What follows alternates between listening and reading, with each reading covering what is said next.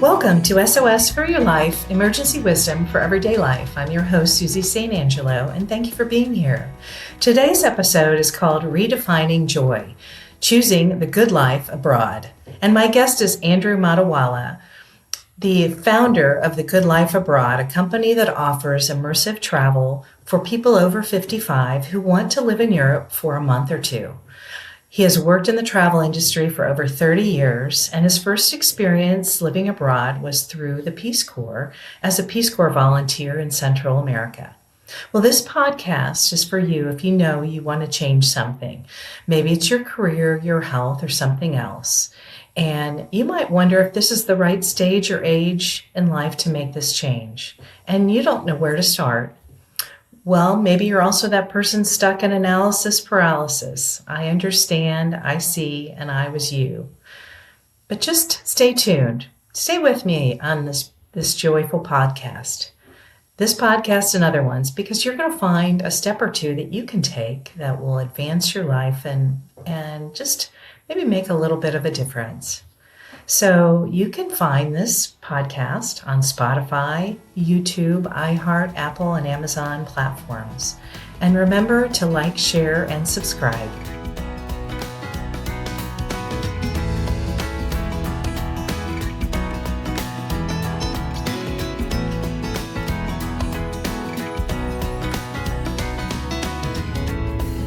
Now let's get into today's episode and meet my guest, Andrew Motiwalla. Hi, Andrew. Welcome to SOS for Your Life, Emergency Wisdom for Everyday Life. Hi, Susie. Thanks for having me. I'm so happy to have you today. I think the joy of travel is a great conversation. Yeah, as we're recording this in February, I think a lot of people look forward to their travel at this time. So, let's get started and talk a little bit about your background and what led you to start The Good Life Abroad. Sure. So my first international living experience was as a Peace Corps volunteer right after college. And I lived in Central America for 2 years. And that's when I first sort of discovered that living abroad is very different from just touring abroad and seeing a bunch of sites. It's actually a completely different experience, right? And both are great things to do and great experiences to have. And I didn't really do anything with that other than going into the travel industry. And so for the past 30 years, I've worked in the travel industry, more traditional touring. There's more of a focus on immersive travel. And one of the things that I learned during that time is people love the tours, they love the trips, but many people were asking me, is there anything that is a little more immersive, a little less get on the bus, get off the bus, go into the hotel, check to the new one, especially people who were retired. They're like, we have time. We don't have to be rushing. And frankly, we get a little tired. And so that sort of sparked the idea for The Good Life Abroad of going to a place and just living there for a month or two and not having to be rushed around the place and being able to explore independently, but also having the support of a local staff person. So what would you say makes your experience different than some of these other traditional ones that you mentioned? Yeah, most tours are great because they allow you to see a lot of things in a relatively short period of time and sort of just pack it in. And you can go to many cities over the course of a week or two, or maybe on a cruise, you can see a lot of places in a very efficient way. Now, The Good Life Abroad is completely the opposite. It's actually not efficient, really, other than you just have your own apartment. You have the support of a local staff person, not quite a guide, more like a concierge, to help you make the most of your month. But then you have a community of fellow travelers who live around you. And there's a schedule of activities and events throughout the month that allow you to connect with these other travelers and make friendships and go out and do other things. And our local staff person is not just organizing events and activities, but feeding you things that might be of specific interest to you, whether you're an art lover, a history lover, a foodie, a music lover. And you, with these new friends, end up going off and exploring the city and living really like a local, which is kind of the opposite of being a tourist. It sounds lovely the way you've explained it. I wonder how important is it to know the language in that country you're visiting? Yeah. So, for better or for worse, especially in Europe where we focus our operations, most of the young people now all speak some amount of English. And we also encourage our travelers to learn at least the basic phrases of the local language. Even if you completely flub it, making that attempt and showing a couple of phrases shows that you're really trying and you respect that local culture. And then the amazing thing too is technology today. Google Translate on your phone, you can take a picture, scan a menu, and it translates to you. I've even seen some of our travelers. Now, mind you, our communities are 55 and older, and I've seen some of our travelers with the glasses now that can do translation into your ear. I mean, the technology is moving so quickly, and it's so amazing. So, technology is a friend. English is widely spoken. You can make an effort, and I think what I've seen too is a lot of our travelers, they now that they're retired, are thinking, I'd like to go back and brush off my high school French or my college Spanish. And maybe I can try to it'll kind of come back to mind if I spend a month in Paris or Madrid. And so they really use it as an opportunity to kind of re-immerse themselves in that foreign language.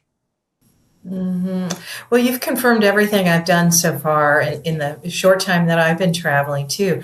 I'll take, some simple phrases, three or four that I try to memorize and learn, or I'll write it down on an index card so that I can show that to the person. And I always feel it is respectful of that country to come with something basic. There's nothing worse than feeling like a deer in the headlights look. And the second thing I do is I have a shellfish allergy, so I print out post cards in that language. I'll say I have a shellfish allergy, and I'll be specific. That's a great idea. I like that a lot. Yeah, it's been helpful because some people will assume shellfish is seafood, and it's not. So that was helpful for me as I started traveling and became more comfortable. But you're right. I mean, there's part of me that says I'd love to come back to France and test my French. I have, but it would be nice to be able to have a conversation and feel a lot more comfortable with the locals. So I guess I would say, where are some of the places that you travel abroad?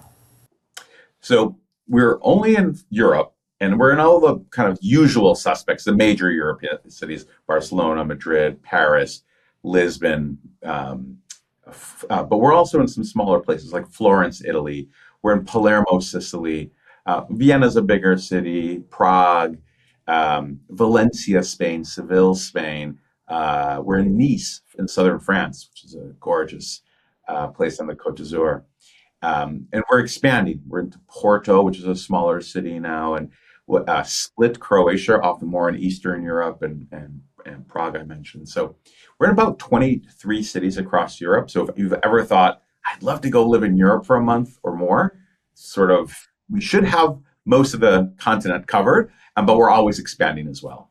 Well, that's great. And I'm sure you get feedback from your travelers who say, have you ever thought about putting a trip to such and such together? I'm sure that comes up.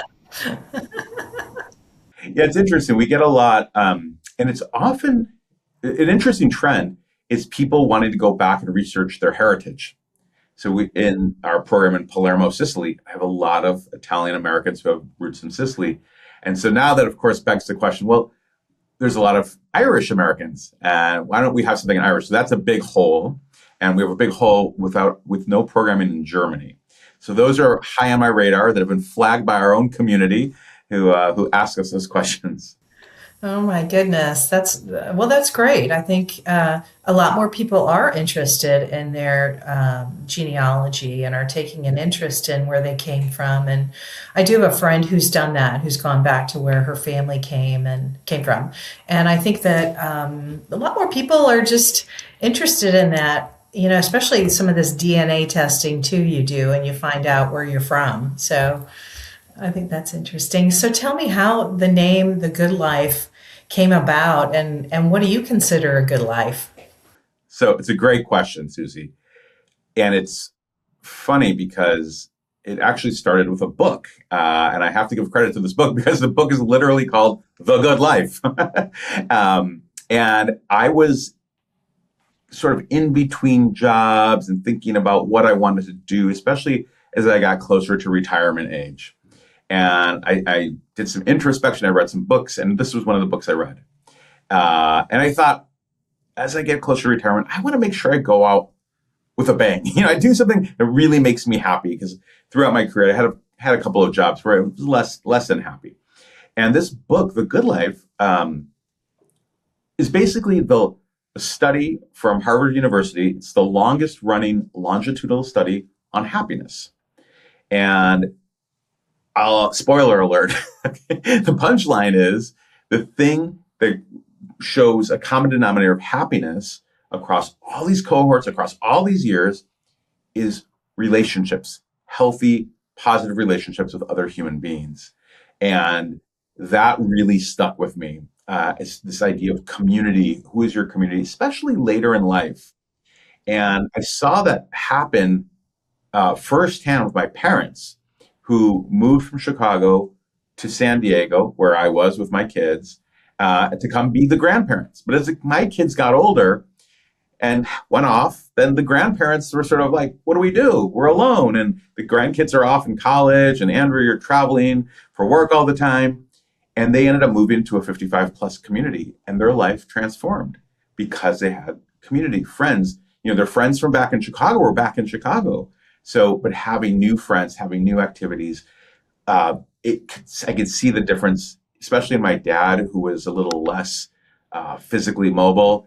He's suddenly doing the water aerobics and the poker night and the book club, and it's beautiful to see how busy and full and rich their lives have become. So that is one of the big things that influenced me, this idea around community. And that, obviously, the name of the book then sort of helped influence the name of the company, The Good Life Abroad. Well, it just sounds inviting, the good life, and it leads you to interpret your own interpretation of the good life. And I think a lot of people would say, "Oh, I'd love to live somewhere for a month." And I had a former client. I think I mentioned this maybe in our conversation before we recorded, but I had a client who would go to Paris every year to go to a cooking school, and whatever he prepared, and he was in retirement, he'd come back and host parties for his family and friends. He had a large family of children, and they'd bring everybody, and he'd cook his things that he made in Paris. And I think, that gave him joy, that gave his wife a break.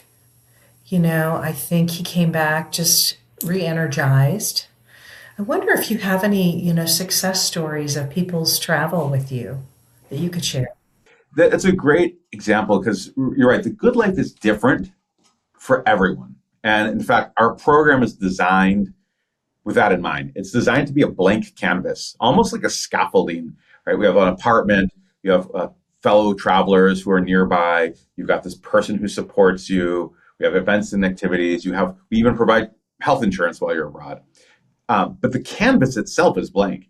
And one of the things we do when people arrive in our program is we meet with them one-on-one in the first couple of days and say, what do you want to get out of this? What is your month should look like? And so It's like a sabbatical. exactly. And then our community manager, our local staff, helps you kind of paint that like, oh, okay, if you want to do more cooking, you want to do language, you want to maybe travel to other cities over the weekend, I can help you kind of plan out even just the logistics of it all.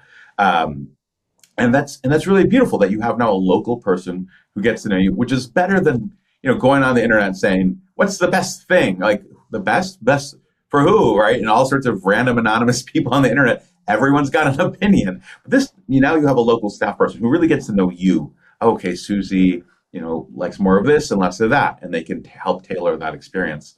So the best travelers for us who come to our communities are people who have some sort of curiosity or some kind of intention. I think traveling with intention is really key because it converts it from just I'm going to go and like see things, like check off a checklist, which is fine. Okay, I want to see this, I want to see that. But like, what do you really want to get out of it that's personally fulfilling to you? And so you asked me about a success story. One of my favorites is a gentleman who was an accountant for his whole life, um, and then went to retirement. And just like many people in retirement, it's like, okay, who am I? Like, what's my identity now? Because I'm retired, I'm no longer the accountant. I was an accountant. Came to Florence with a real wanting to really understand and appreciate Renaissance art and art in general. I think he had even taken a class at the community college before coming, a free class on art appreciation or Renaissance art. And he really had an intention. He said to our local staff, I want to see a lot of art. I took this class and we helped him go off and see things that most tourists don't see. Like, oh, hey, go to this small town, like 15 minutes outside of Florence. And there's this, cathedral and you'll see this. And he saw it all with a different lens because he had done some homework ahead of time, right? And he also started painting while he was there. And he really got into it. And I ended up connecting with him on Zoom after his program because I had asked him if he would do a virtual meeting. And he had been painting and he showed me some of the paintings. He's really got into painting and kind of reinvented himself post-retirement. And that to me is success, right? Because he's just had a curiosity, wanted to scratch an itch. And travel wasn't just the final step.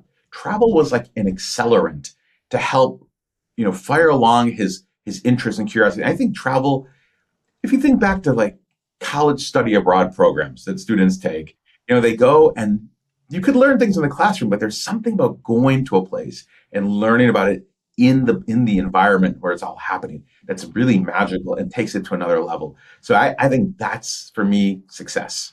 I think it's a great success story, and pointing out the travel abroad and how people are thrown into living with a host family more times than not, and having to really ramp up their language and figure out how to get around and all the things that you're talking about with the good life. But back to your success story, what an interesting person who was probably more, detail oriented and, everything fit into a nice little box.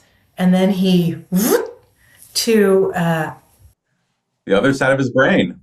I know. And he's probably going to live a lot longer by going through that experience because of that challenge. Plus, it's exposed him to some new people and new experiences. And, great story. Yeah. And I think everyone can do that. Everyone can travel with intention. It doesn't have to be as elaborate as this gentleman. But I think one of the things that's so important, I think, as we get older is to maintain that sense of curiosity, right? And if you have some curiosity, then you can create intentions like, oh, I want to, I want to understand better the cuisine of what makes French cuisine so interesting. I like tasting it, but now I want to go deeper and dive. Or I personally love reading historical fiction around World War II. So then I like going to the places and seeing it really and trying to understand it at a deeper level. So it doesn't have to be as elaborate as becoming a painter, but I think everyone, if you have a little curiosity, and you don't even have to travel to scratch that itch, right? But you can read books, but travel just takes it to another level. Well, and when I knew I was going to start traveling internationally, I started reading travel memoirs. And it gave me a visualization. I could visualize what these places look like, and doing some of the trips were as a result of reading travel memoirs. And then, they stopped at the time of the pandemic, so I couldn't find many after that for a period of time. But they're coming back, and I just think that's always interesting to read someone who either travels independently or with a friend or a spouse, and how that really changes them. So I guess one question back to your business is, what about the values you have? And did your values play into your business? Yeah. So I think when people get to know me, uh, they meet, and I ask them, you get to know each other well, and ask them like, what do you like? Who am I? Like, how do I come off to you? And they'll say, as I get to know you, there's a couple words that come to mind, and one is joy, and one is community. I personally love to bring people together and have fun. That's just who I am. And for me, that's kind of what travel has done, like being in the travel industry. But even in my personal life, I love throwing dinner parties and having people like an interesting couple here and this person over there. And this will be a really interesting conversation. And I love making some food that I learned to make while traveling, exactly. And try to find wine from that country and get really into it. And so joy and community are two key values to me. And that really is now played into the business. One is obviously joy, the good life, right? Finding your own joy, whatever sparks joy in you. But community is so key. And I give the example of my parents. But the community aspect is something that people don't, they like it when they learn about the good life abroad. But when they go on a program and experience it, they walk away saying, that was amazing. I didn't realize how how powerful that becomes, because I've truly found new friends, people who share a core value, right? And the core value that they all share is cultural appreciation from different cultures, and that comes through cultural immersion, right? So the kind of person who goes and spends a month somewhere in one place, that's a bit odd, but that's what connects them because they really value that cultural immersion. And so the community aspect is a powerful part of what we do. We think that, again, community helps create the good life. It creates happiness, these personal relationships, but it also makes traveling, especially for a month or two, more fun and less lonely. And about a third of our travelers are solo travelers. So they naturally love the idea that if they're feeling social, they can jump into the community activities. And if they want to be independent, they can be independent. But even our couples, they appreciate it too. And in the very beginning, when I was doing market research, I had this concept. I was interviewing some people, and I said to a couple, what do you think? And he said, I love this idea. I said, oh, well, why? I'm curious because you have a husband, you have a wife, and you won't be alone. There won't be the loneliness if you're going to be somewhere for a month, because just testing the concept. What do you think about living somewhere for a month and support and da da da? And he said, oh, no. We've done like extended trips a few weeks at a time, but honestly, like, she's heard my jokes for the past 30 years we've been married, and like, it'd be nice to find some new people. And she's like, yeah, and I always want to go to cathedrals, and he doesn't want to go see the cathedral. So I'd like to find some people who have the shared interests as me. And you start to realize it doesn't matter if you're single or married, community it fills the gaps in travel, right? You find people with similar interests you can connect to, find just people who you get along with, and maybe go out to dinner or have a potluck in your own apartment. And so that's a really key element. It comes back to one of my core values of bringing people together and beautiful things happen. Lovely. That is so lovely. You talked about cultural experiences and immersing yourself in the culture. And so in light of, our world and the state of affairs, how important do you think that is now to understand another country's culture, another town's culture? Yeah. I think this is what I tell myself, how I'm contributing to trying to make the world a better place. My own small little way is helping people see the world from different perspectives, and not just political, but also to see that there's different ways of living. There's when our travelers, mostly from North America, go to Europe and they're living in the city center and they're trying to truly live like a local. There's a bit of culture shock, right? It's a different way of living. It's slowing down, walking, fresh foods. It's not the Costco, mega load that you bring in. Everything. It's a lighter, environmental footprint. It's it's not time is money. It's about living a good life. And yes, we have to make a living, but it's a different set of values. And I don't think that everyone necessarily has to always embrace all those values, but I think it's important for people to see there's more than one way to live life. We grow up in America and we're taught certain things, and and it's great. we have the biggest economy in the world as a result. I mean, there's a lot of wonderful things about the way we live our life in America. But I think I'd like to encourage people to think about that it's a choice how you live your life, and there's many ways to live your life, and it's up to you. And maybe there's things you want to pick and choose that you adopt from other cultures and incorporate into your own life. To me, that's success because you realize that all the cultures offer something to the world, and that's what makes this world beautiful. Well said. I always feel more knowledgeable, less naive, um, more respectful of different cultures once I've experienced a culture.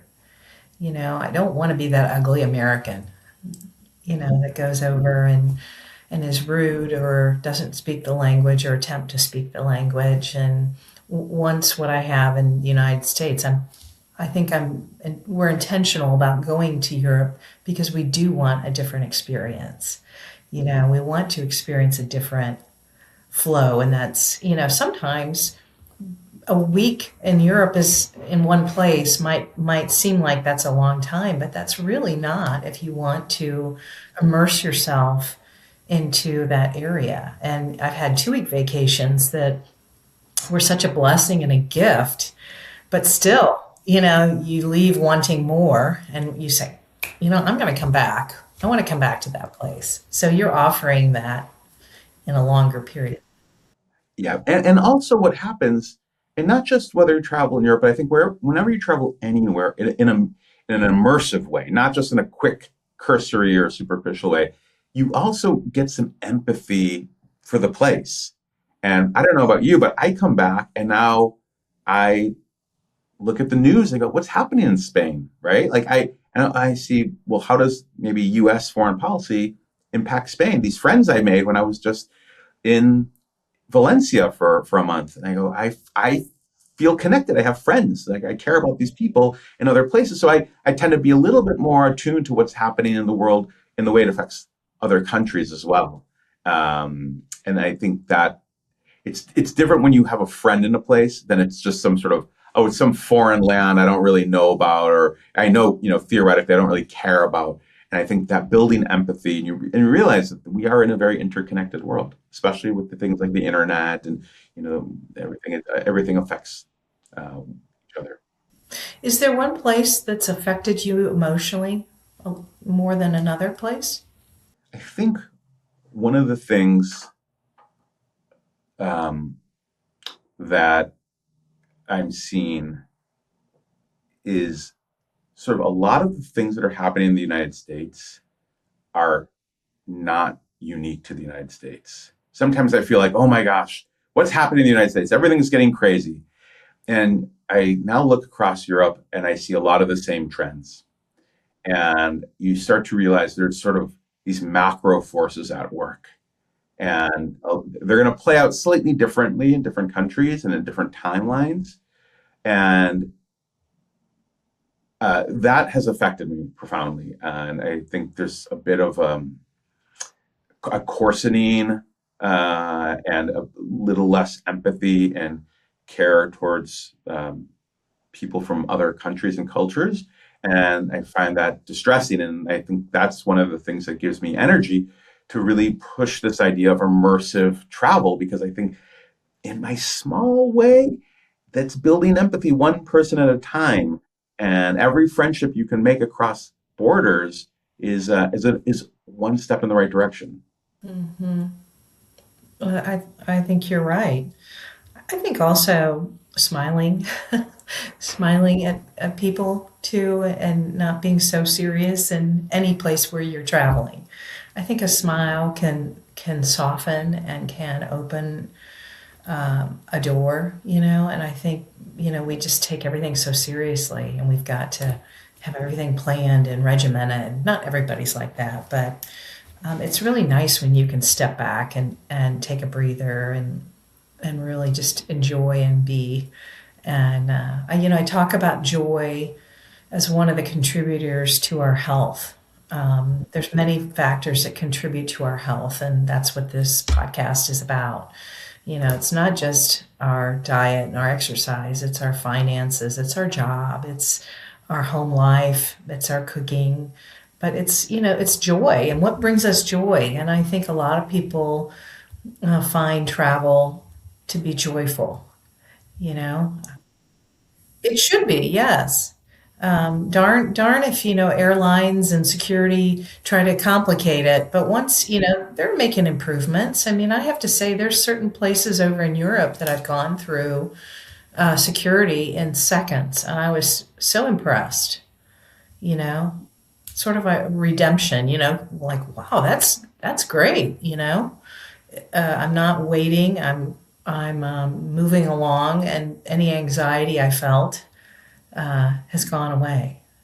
So yeah, I think you've answered. What does the joy of travel mean to you? Well, I think there's even more to me. I think joy in general, there's a lot of ways to create joy in your life. And travel is just, again, like an accelerant, a way to catalyze, to turn up the intensity of everything, right? So when I think about practices you can do in day-to-day life to increase your joy, right? You look at all the scientific studies, right? Things like, especially as we get older, uh, growing, right? Mentally growing, learning new things, right? Nurturing your curiosity, connecting with other people, right? This whole thing of community connection is important. Adaptation, because how do you face challenges? How do you adapt to challenges? Um, these are all things practices you can cultivate in day to day life, like at home.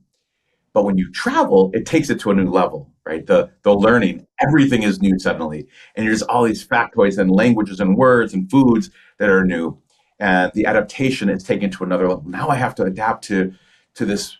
Now I live in the middle of a European city, and everything's a little more smaller. The apartments are smaller, the refrigerator is smaller. I'm walking places. I'm not in my car, and similar with that's the adaptation, the connection. Okay, there's new people in my community, people who don't speak my language. How am I going to connect with a smile, with a gesture, with some broken Spanish, right? And so yeah, these components of joy, it's absolutely heightened during travel, but these are all things we can also do back home. And so I see it as this extension of the same thing. Yeah, most definitely. I've had someone on about the joy of pets, and and the sorrow of losing pets too. But there's joy to be found if you look for it. Yeah, sometimes it requires reframing. Um, so I have a pet, but I got the pet when I had kids at home. Now the kids are off at college, and now the pets become a lot of work because it's just me. So I have to reframe it that, yeah, sometimes like, oh gosh, I'm tired. I don't want to walk the dog at night, but I think this dog has provided so much friendship and love and companionship, and is honestly the sweetest thing on earth. And I'm so lucky to have her around. So what is a walk in besides? It's probably good for me to get a few more steps in for the day. Well, you just hit on a few values, responsibility, gratitude. Uh, so, the dog needs you to go out with her. Exactly. Can travel help people rediscover themselves? This is a great question because so many people come on our program often during a time of transition, uh, especially our solo travelers. I was surprised, honestly, in our very first group ever, when we first launched this concept. I went for the first group, and there were 3 or 4 women who were in their late 50s, early 60s, relative pretty young, and they were all widows. And they sort of were taken by surprise, and they didn't know what to do. And the one thing they had in common is that they had all traveled a lot when they were married. But often what happens when you're married is, and you're, especially over many years, you find there's like roles develop, right? Oh, he's like the planner and I'm like the plane ticket booker. And, like he's the navigator on the map, and I'm the one who, the thing. And so then you lose half of the partnership, and you're like, what do I do? But I still love travel. Travel is the thing we did together and whatnot. And so they saw the Good Life Abroad. They were definitely early adopters. It was our first group ever. And they thought, this is great. Like someone else will fill in the gaps, and I can still do all the fun exploration stuff that I love doing traveling. And then they met each other, and that community became super tight because they really bonded over their shared loss. And I thought that was very beautiful. And they clearly were in a period of reinventing themselves. And then over the time, I've met with a lot of people who got divorced later in life, did not expect that to happen, and are like, okay, I need to reinvent myself. And I think often what happens in the period of reinvention is to go back and look at your own core values and say, like, okay, who am I? Maybe I've lost some of who I was because during the marriage that went south, or when my partner died. And for many people, one of their core values is this love of culture and exploration and travel. And I think that is something I see, right, is kind of let's go back to what really matters to me, and let's do those things that give me joy, and I'll rebuild from there. And travel is a comforting way to do that. And again, you have to do it with some intentionality, not just like to avoid there's also a path where travel becomes an escape, right? Where I don't want to deal with things, and I'm going to just book cruise after cruise after cruise, and I'm just going to go and drink myself, into like a kind of a numbness, and I just don't want to deal with things that are back home. There's different ways to approach travel and use it for reinventing yourself in a positive way. I believe that there's no coincidences. And I was just having lunch with my closest friend, and we were talking about travel. And I had just been to Arizona. I went the same place last year as well. And I said last year, and I said this year, I should have stayed a few more days. But every person I met, I was meant to meet. Whether it was two Susans and a Suzanne, or, sitting next to a couple that I parked next to, who the wife's from Indiana, where I'm from, and the husband went to Indiana University Law School, and they love Indiana. I mean, who would have thought I'd be sitting at a bar next to these people, and we'd have this conversation an hour and a half, 2 hours long, But I was meant to be there. And it's just like what you said about the three people who had lost spouses and them coming together, and what a neat bond to have. And I think sometimes those of us who are solo travelers go, well, I wonder if there's going to be anybody I'll get along with, or am I going to be a loner? Am I going to do things by myself? But I found more times than not, I find someone I connect to and connect with that I was meant to. Mm-hmm. Yeah. And it doesn't even have a chance of occurring if you don't put yourself out there. That's the first step. And I think that's where travel is often beautiful for that, because something about travel where you'll talk to strangers, whereas back in your hometown, you might not talk to all those strangers, because something about travel where you'll open up and say things, maybe because you know you're going to go away. It's temporary. You can like say it into a confessional almost and then disappear. But then sometimes it clicks and you find a new great friend. Yeah, I agree with that. In fact, I'd never been on a cruise, and I've been on 4 or 5 now.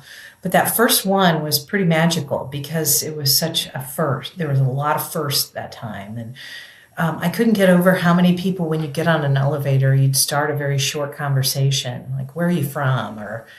or you're doing your review of the vests, before the boat takes off, and you're standing next to someone and you start a conversation with them, and turns out there's a connection there. It's just, I was like, man, I was on fire. It was just like all these little things, like, oh, I met someone from here or there, and the excursions and things like that take you to different places and things to do too. So, yeah, I definitely agree with that. So what's next for the Good Life Abroad? What's coming up, or what are you planning?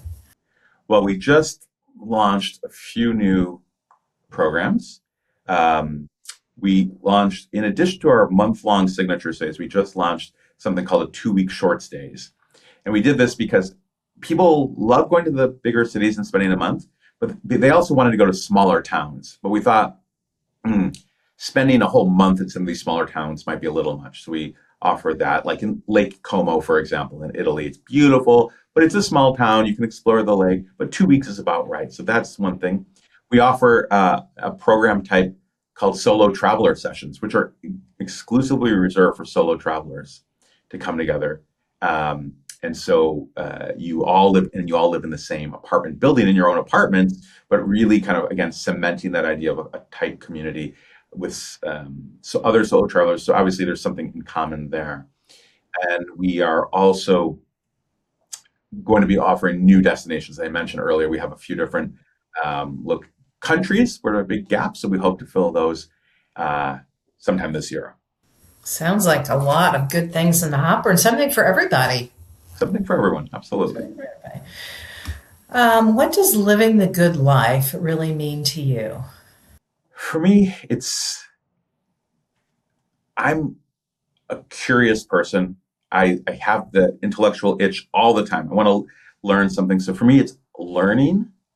It's learning new things, that goes into a couple of different directions. Like food is really fun for me, so I'm learning to cook more, especially as I get into retirement and the kids are out. I like to become a really good cook. I like to try to learn a new sport. I'm always trying to learn new languages. I speak a few languages, and that's something that keeps me. So learning, connecting, and trying to expand my friend group versus kind of contracting and getting out there more.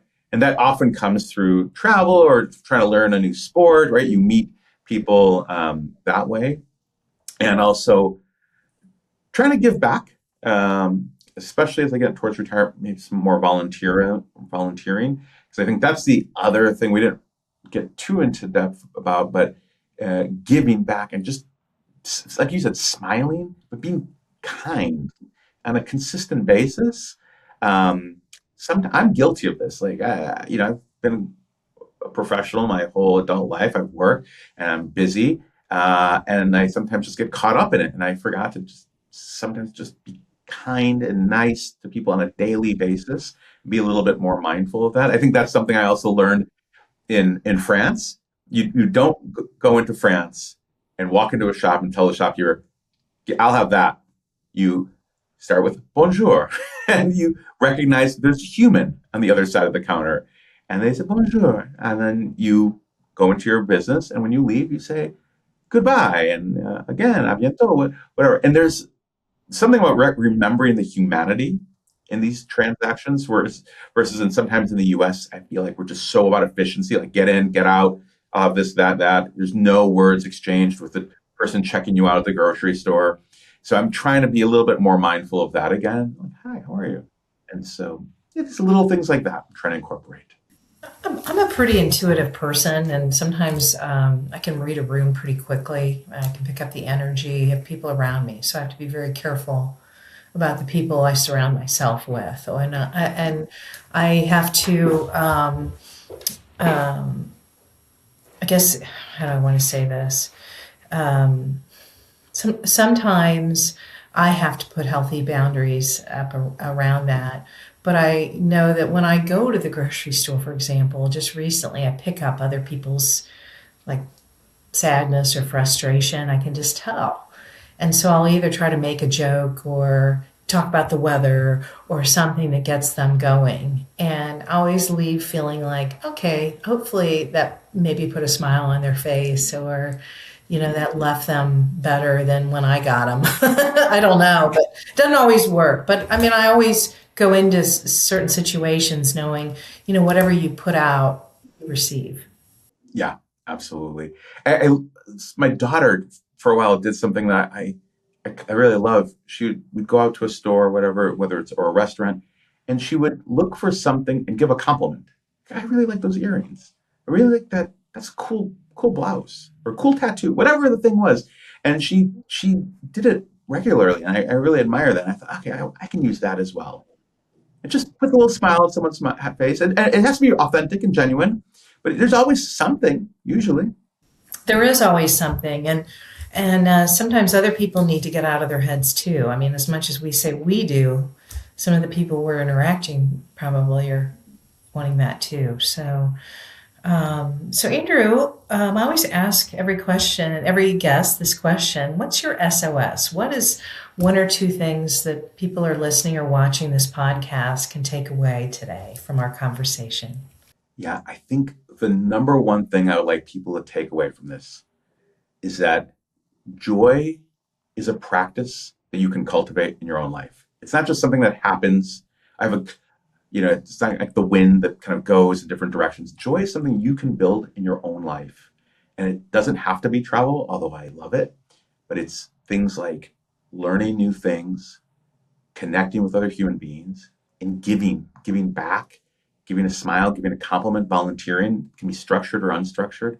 But these practices are things that everyone can do and can build joy in their own lives. Absolutely. Well said. Is there anything that we didn't cover that you'd like to share with our viewers and listeners? Sure. If you're going to indulge me, I think back often to my Peace Corps experience. And I think back to President Kennedy, who created the Peace Corps. And his vision for that was, what if we had 100,000 young Americans go abroad and live at the grassroots level, not at the elite levels, at the grassroots levels all over the world. And then they came back. And every year we had 100,000 more and 100,000 more.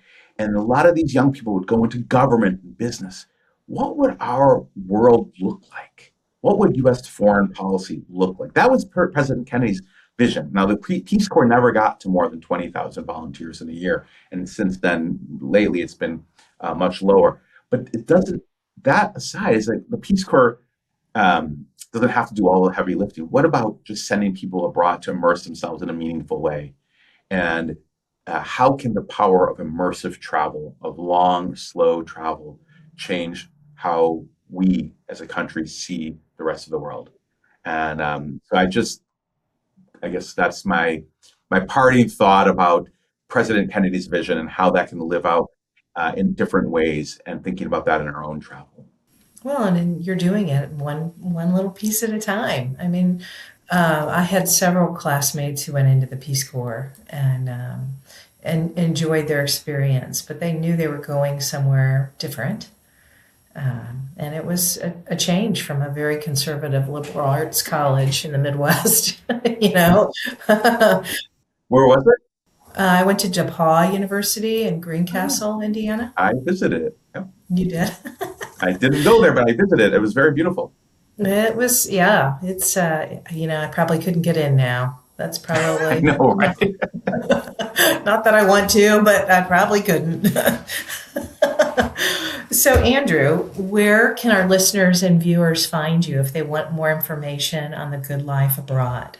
Very simple. Just go to Google and type in The Good Life Abroad, and we should be the first thing that appears, or thegoodlifeabroad.com. And if you wanted to reach out to me personally, it's very easy. It's Andrew at thegoodlifeabroad.com. Wonderful. That's very easy. Andrew, thank you so much for being on SOS for Your Life, Emergency Wisdom for Everyday Life. I've thoroughly personally enjoyed our conversation, and I know a lot of other people are going to investigate and research what the good life abroad is for them, and hopefully you'll attract a few more interested parties on immersive travel. So thank you so much for being here today. Thank you, Susie. I've enjoyed our conversation. Likewise. Thank you.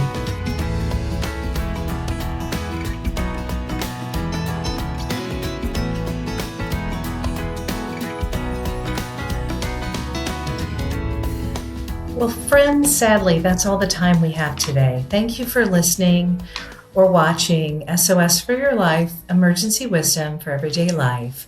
And thank you, Andrew, for being here today. This topic was so interesting. It's not just about travel. It's about joy and community. And you can find joy and community even at home if you're not traveling. But traveling abroad, traveling immersively, and really getting to know the culture and the people in different countries can really enrich your life and make it a better place for all of us.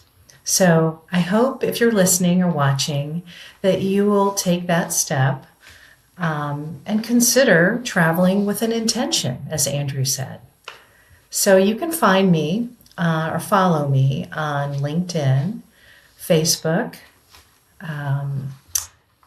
email at Susan at Creating New Joy. And until next time, take care, and I hope our paths cross again.